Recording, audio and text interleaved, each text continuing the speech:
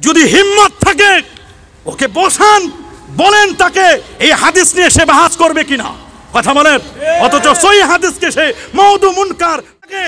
একজন আলেম মুফতি, সিলেটেই তার বাড়ি, সে আমার এই হাদিসকে আমার শরীর কোষ্ঠী পাথরে মিলাদ ও কিয়াম 173 পেজের 7 নম্বর দলিল আলোচনা করতে গিয়ে এই হাদিসের সনদ না জেনে সে আমার হাদিসকে বলছে মাউদু, হাদিসকে বলছেন মুনকার, বাতিল। এ কথা বলে সে বুঝাচ্ছে যে আমি বাতিল হাদিস লিখছি, মাউদু হাদিস লিখছি, আমি মুনকার হাদিস লিখছি। এটা বাইহাকির সনদ উনি পড়েছেন, বাজারের সনদ পড়ছেন। অথচ হাদিসটার 3টা সনদ আছে, 2 সনদে হাদিসটি সহি সহি সহি, 2 সনদে সহি, 1 সনদে হাদিসটিকে মুনকার, কেউ দৈব জেদ্দান বলেছেন। কিন্তু দুঃখজনক হলো সত্য, ওই মুফতি নিজেকে ভাইরাল হওয়ার জন্য, নিজেকে পরিচিতি লাভের জন্য, সস্তা জনপ্রিয়তা অর্জন করবার জন্য ওই মুফতি সাহেব আমার এই মিলাদের বইয়ের হাদিসটিকে সে বলেছে এটা মাউদু। অথচ এই হাদিসটি সহি সহি সহি। আমার সাথে যখন দেখা হলো আমি তাকে জিজ্ঞেস করলাম, আমার হাদিসটিকে যে আপনি মুনকার বললেন, মাউদু বললেন, বানোয়াট বললেন, আপনি কি এটার হাদিসটা তাহকিক করে দেখেছেন?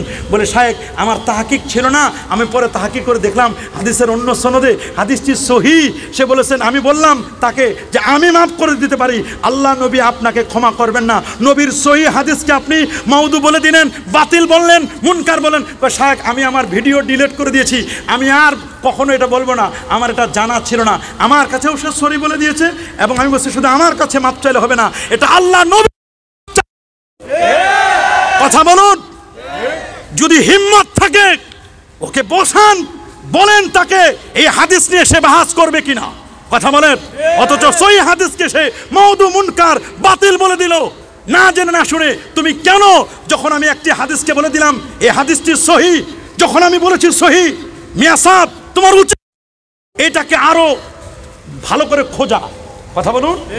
খুঁজে যদি না পাই আমি আমার বইয়ের ভূমিকায় লিখে দিয়েছি, আমার কোনো দলিলে কারো সমস্যা হলে আমাকে জানাবেন, আমি সংশোধন করে দিব।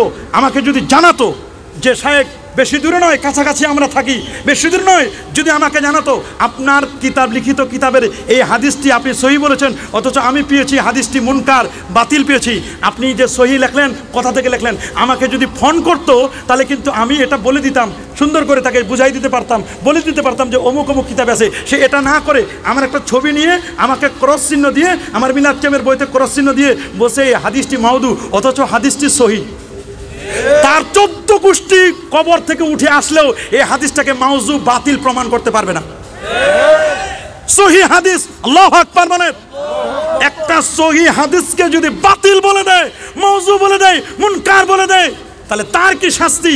ওই শাস্তি তো তাকে বুঝতে হবে। হাদিসকে যেমন মিথ্যা বললে যেমন শাস্তি, মান কাযাবা আলাইয়া মুতাআম্মিদান ফালিয়াতাবাওয়া মাকআদাহু মিনান নার।